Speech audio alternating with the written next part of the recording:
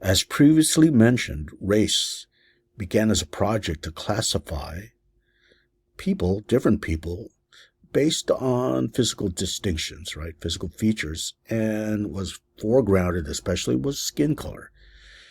Now, this happened centuries ago and evolved to include non physical features and characteristics, as mentioned here in the second line of the slide.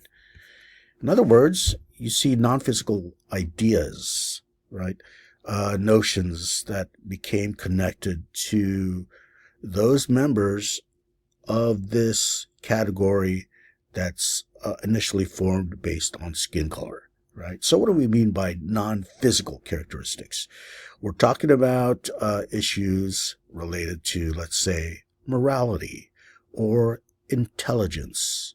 And indeed, such non physical traits were added to the people who were part of this classification based initially on physical differences.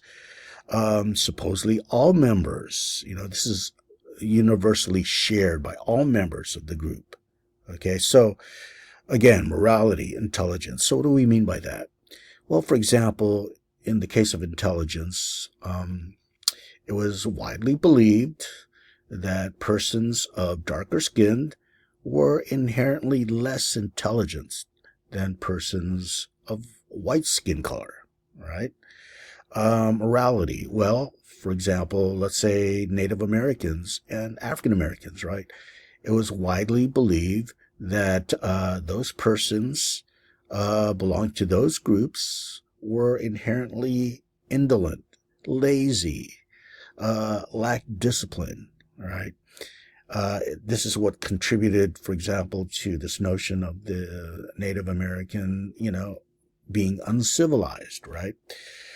Okay, so obviously things like intelligence or being quote unquote lazy, undisciplined, well, these are non physical characteristics. Again, they get added to that category that began as a distinction based on skin color.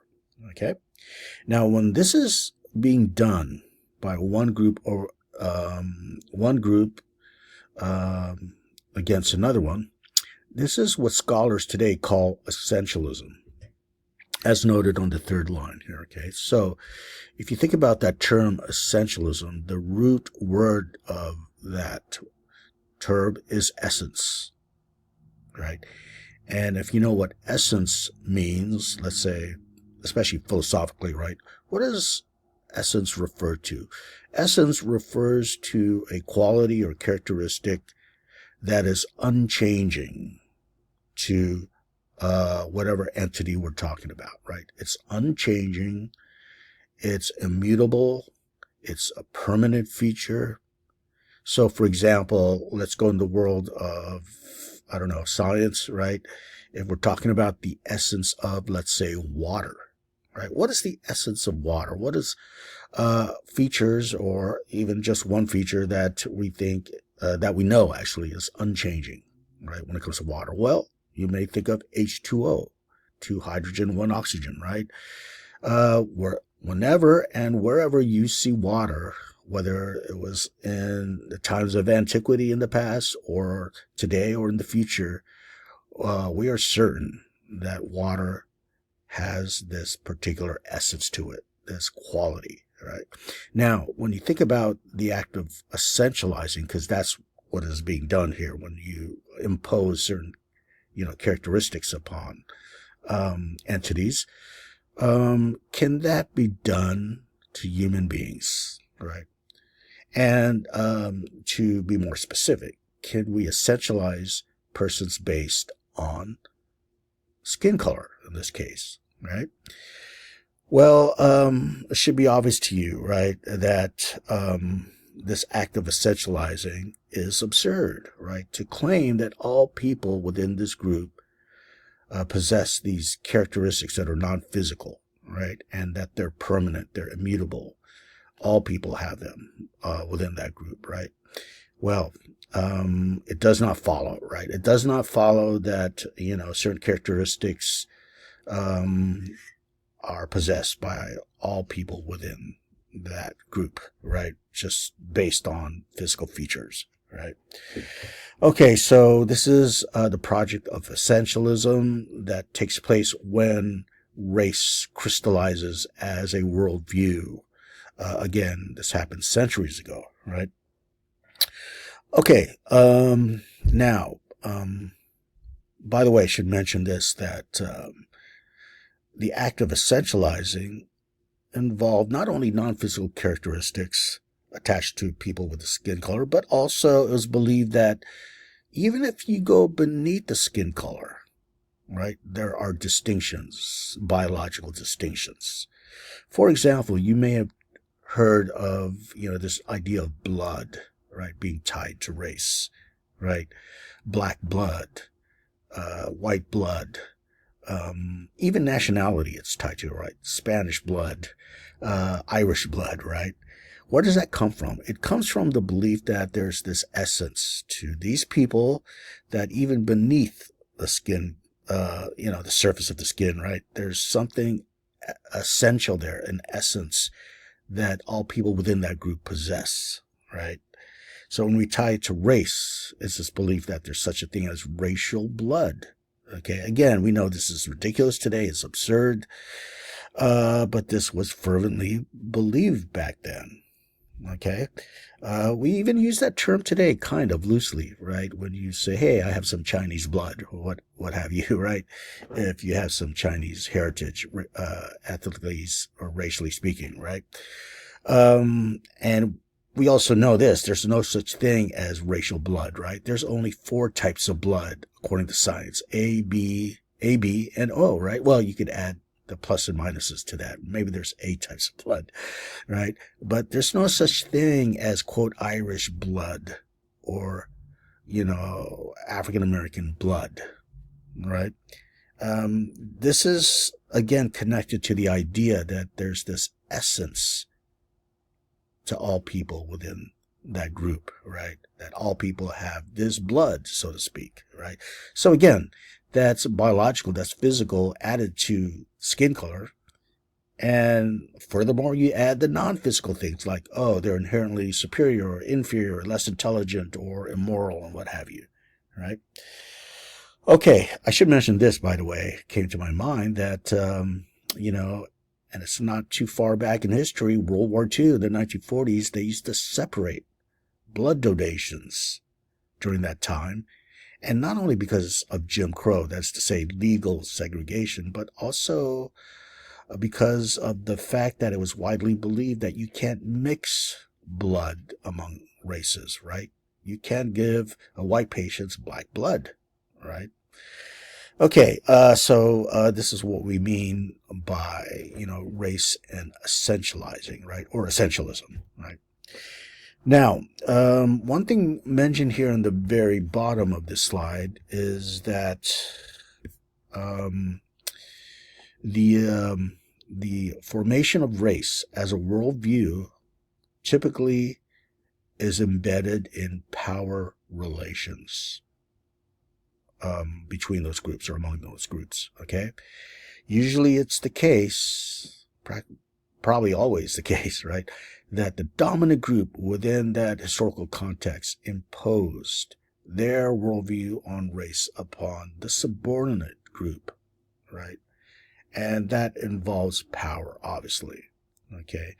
And because it's the dominant group that feel they are inherently superior to the subordinate group, well, that leads to these racial hierarchies. For example, I'm sure you've heard the term white supremacy. Obviously, that means that the white skin is elevated above black skins, right? They are inherently, quote, inferior. And that's just the way that society sees the world, right? So this involves power relations. Also think, for example, of the initial colonizers, for example, when they came to the New World from the Old World, right? Columbus and all the subsequent explorers, well, they confront initially the native inhabitants and they size them up and they essentialize them, to use that term, as inherently inferior and uncivilized, quote unquote, as savages, right? And because they came to those conclusions, well, here is that crystallization of racial hierarchies, right? So when you think about, for example, the Jim Crow South, post Civil War through the Civil Rights Movement in the 50s and 60s, well, there's this belief that, well, it's a reality actually, right? That, blacks were subordinate naturally and whites were superior. And it led to this society that operated based on that belief system, right? Until it was finally dismantled during the Civil Rights Movement. So earlier we were considering the distinction between race versus ethnicity. And today, you may know this, that race is often used interchangeably with ethnicity. For example, in an application, it may ask you to fill out your race or it may state ethnicity, right? So what is the distinction now that we know what race refers to in general? Well, as opposed to race, ethnicity emphasizes much less the skin color. I'm not saying it completely disappears, right? But what gets foregrounded rather than skin color and rather than those non-physical features supposedly possessed by all members of that group, what gets emphasized in its place is a connection within that group based on common ancestry, common heritage, history. And here you're talking about culture, right? So there's this special emphasis on culture rather than, all the baggage that was imposed upon them by the dominant group in the past, right? Now, one distinction that's crucial here to emphasize is that ethnicity is self-defined, self-proclaimed by members within that group, as opposed to being imposed externally by the dominant group, right? No, it's the opposite of being essentialized, right, by a different group of people, right? Rather, it's a case that all members within that group take it upon themselves to locate the commonality between them, right? Again, we're emphasizing especially culture here, heritage, and then you define it and you tend to be more celebratory about it, right? Because it was not imposed from the outside. Okay, so that's the distinction between race and ethnicity. So obviously today we prefer to use the word ethnicity because when we understand, what race is, right? Beyond just the innocent way of looking at skin color, right? Now we understand that it involved, a history of racial domination and the imposition of non-physical characteristics that were typically negative upon these groups. Now that we understand that, you can see why ethnicity is preferred as a way to discuss, people. Now, or a way to categorize people, excuse me. Now, I'm not claiming here, and scholars do not claim that, all of a sudden skin color disappears, right? Of course, you still have to acknowledge geographical ancestry when it comes to this, right? Persons of African descent, for example, right? But it's a shift in emphasis, right? It's a shift in what's being focused upon rather than, skin color, right? Okay, on to the next slide.